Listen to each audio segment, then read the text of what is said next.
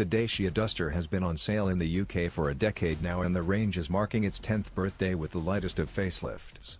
It's principally about upgrading the branding, so the grille now features the latest Dacia Link badge, the D and C of the name interlinked in a chain motif. The logo is displayed in white on the front and spelled out on the rear, as the company turns its back on the ostentation of chrome and leather. In truth, the 2023 revisions are modest compared to earlier facelifts. The engine lineup and technology are unchanged, and this is more about the face of the brand. The Sandero and Jogger are also being upgraded simultaneously in what Dacia calls a world-first rebranding of the entire range.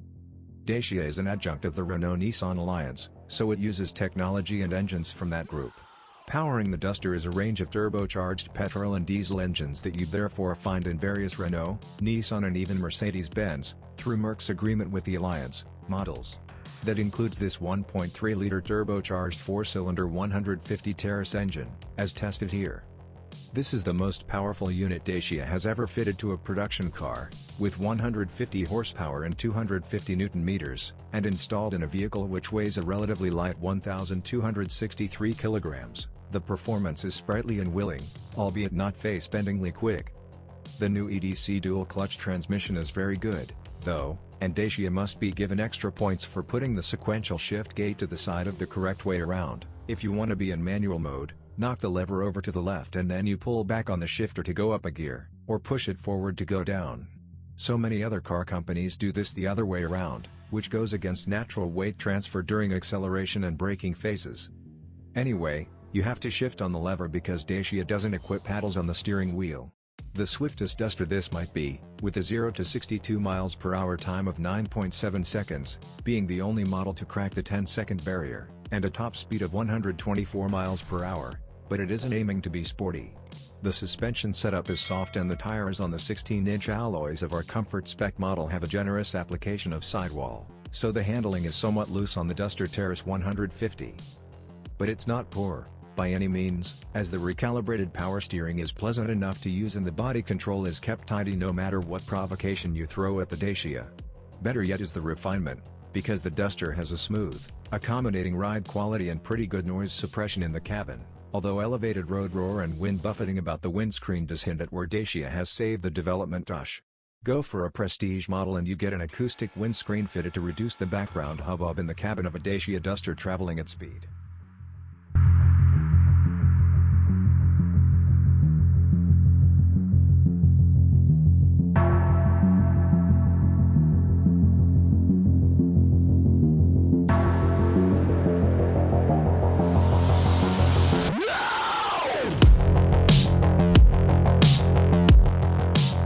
The Dacia Duster is tall enough to deliver a lofty driver's perch, just the ticket for a family SUV dash, but you might struggle to get comfortable.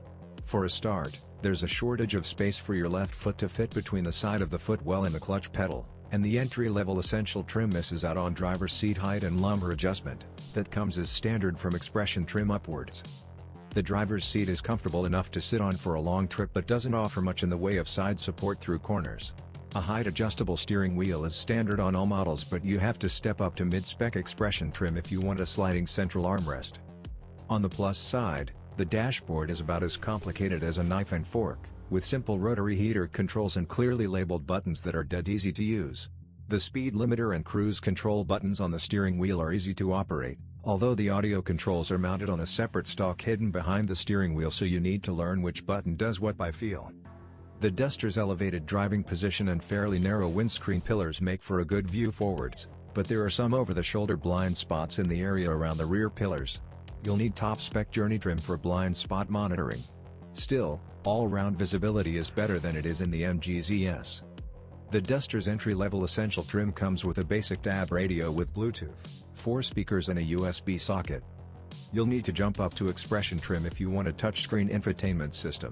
The 8.0 inches unit has a simple layout and reasonable graphics, and comes with Android Auto and Apple CarPlay smartphone mirroring, so you can use your phone apps on the screen. We'd prefer physical buttons to the touch-sensitive ones in the Duster, but the system is surprisingly responsive to inputs. Prestige trim uses the same unit but adds built-in sat-nav and wireless Apple CarPlay and Android Auto, saving you the trouble of plugging your phone into the USB socket on short journeys. Four-wheel drive models also get extra off-road focused features such as a compass and an inclinometer, which are fun but a little gimmicky. The Duster's boot is large by family SUV standards. There's easily enough space to carry a week's holiday luggage, a fold-up buggy or the spoils of an especially extensive grocery shop.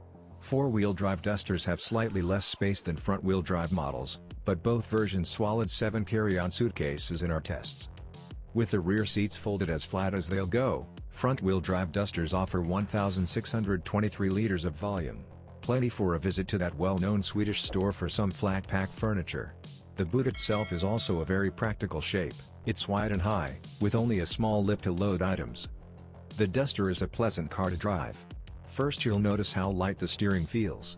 Turning the wheel takes virtually no effort, which is a big help when maneuvering into a tricky parking space. It also feels quite nimble on faster country roads and safe and secure on motorways. The suspension is quite soft, so you and your passengers get a smooth ride over smaller bumps, but you'll feel more lean through corners than you will in some rival SUVs. Most Dusters have front-wheel drive, but the diesel version is available with both front and four-wheel drive. The four-wheel drive models are surprisingly capable off-road. It's no Land Rover, but the Duster will go much further into the wilderness than most other small SUVs, and even many larger ones. According to official figures, Duster models with a petrol engine can give you an average fuel economy of 36 miles per gallon to 46 miles per gallon, and diesels give 48 miles per gallon to 57 miles per gallon. The most efficient models compare well to other small SUVs with similar engines, but the others are a bit below par. Carbon dioxide, CO2, emissions range from 138 grams/km to 158 grams/km for petrol engines and 111 grams/km to 123 grams/km for diesels. Again, those figures are fairly average. Unlike with some rivals, Dusters don't give you the option of a low-emissions hybrid or pure electric model.